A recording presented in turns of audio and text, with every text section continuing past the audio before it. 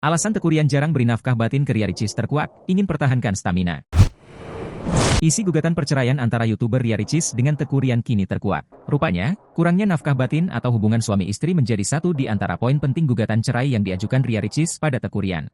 Berdasarkan surat putusan PAK Jakarta Selatan 547 PDT G 2024 PAK JS, Ria Ricis diketahui tak pernah mendapatkan nafkah batin dari Teuku Ryan lagi setelah anaknya berusia 8 bulan atau sekitar Januari 2023 lalu.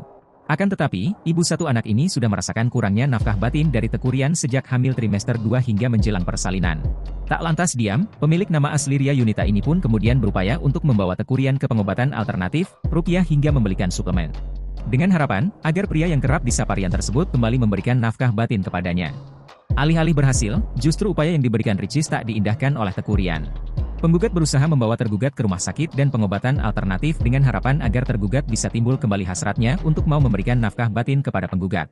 Bahkan sudah diupayakan melalui ruqyah dan sampai membelikan suplemen yang dapat menambah gairah dan suplemen sejenisnya, akan tetapi tergugat meminumnya untuk bermain bola.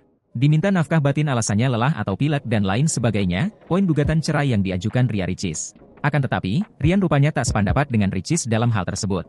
Dirinya pun juga membantah terkait mempunyai lemah syahwat ataupun kelainan seksual. Jawaban tergugat, pernyataan ini mengada-gada, tergugat tidak pernah ada masalah disfungsi seksual dan tidak ada diagnosis dokter yang menyatakan tergugat lemah syahwat apalagi kelainan seksual, balasan Teuku Ryan yang tertera dalam surat putusan cerai tersebut. Bahkan, menurut pria berusia 29 tahun tersebut, hal itu dapat dibuktikan dengan diberikannya karunia satu anak dari buah pernikahannya dengan Ria Ricis. Faktanya penggugat dan tergugat telah dikarunia anak yang sehat sampai dengan saat ini dan itu patut disyukuri, lanjutnya. Mengenai kurangnya nafkah batin, pemain sinetron dalam Jodoh Wasiat Bapak tersebut menjelaskan bahwa dirinya hanya ingin menjaga stamina tubuhnya. Tak lain, demi menunjang pekerjaan yang tengah ditekuninya kini.